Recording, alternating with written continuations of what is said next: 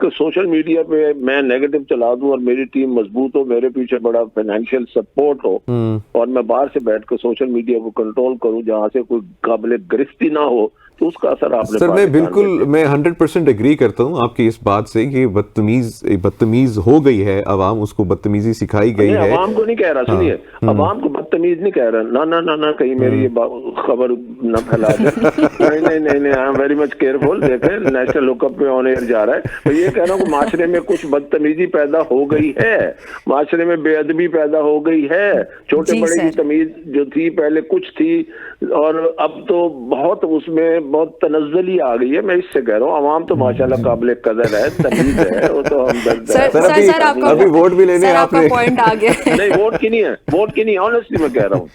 नहीं, आपकी बात दुरुस्त है। यहाँ पे मैं जो कह रहा था ना, आपकी सर कमेंट के ऊपर मैं कह रहा था कि जो बेशक लीडर्स ही जो हैं, हम एक साइकिल में जो है ना फंसे हुए हैं।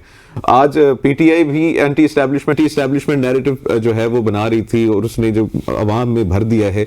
और इससे अगर हम लोग 5 साल पीछे चले जाएं तो नून लीग यही काम कर रही थी, anti army anti establishment narrative बना रही थी। मेजर लीडरान है सर।